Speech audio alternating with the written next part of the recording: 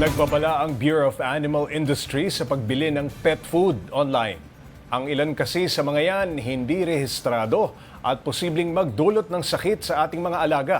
Para bigyan ng mukha ang balita, Mobile Journal Merymon Reyes. Fur mom to 3 dogs itong si Janela mula sa Maynila. Kahit pa busy siya sa trabaho, routine na niyang pakainin ang fur babies ng kung ano ring ulam ang kinakain nilang pamilya. Pero dahil minsan ay kapos na sa oras para maghanda, pinapakain niya sa kanyang doggos ay processed pet food. Pero hindi siya basta-basta lang bumibili, lalo na online. It's either na-try ko na siyang bilhin in-store or tinitignan ko muna yung reviews. Dahil nga sensitive sa balat tong isa. Yung mga tinatanong namin, like yung hindi masyado ma-irritate. Kasi may mga ganun na klaseng dog food eh. Yung meron kasi minsan yung medyo mataas sila sa gantong ingredient, kaya nagre-react yung balat ng aso. Kaya yun yung mga kino-consider din namin pag bumibili. Tulad ni Janela, ikinababahala rin ng Bureau of Animal Industry ang pagdami ng mga pet food na ibinebenta online. Iba kasi sa mga ito, hindi rehistrado o certified ng Bureau o kaya ng Food and Drug Administration. Ayon pa naman sa isang veterinarian, maaaring magkasakit ang mga alagang hayop oras na pakainin ng hindi tama o nararapat. Ang masaklap, pwede pang umabot sa pangangailangan ng surgery. And one of these are yung mga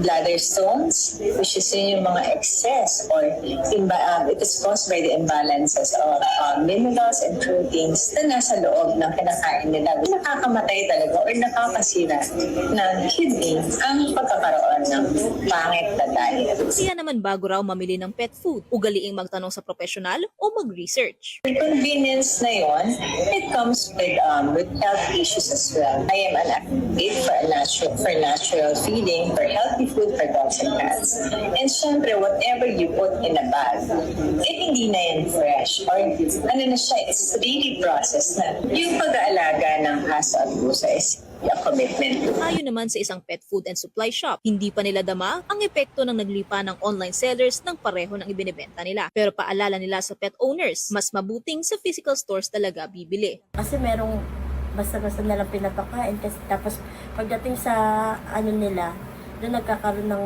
sakit ng sa atay. Dito po kasi mas titingnan po talaga nila kung ano po yung ingredient po nung ipapakain po sa dog nila. Tsaka pwede din po itanong sa mga staff po kung ano po yung best po na para po sa mga pet po nila.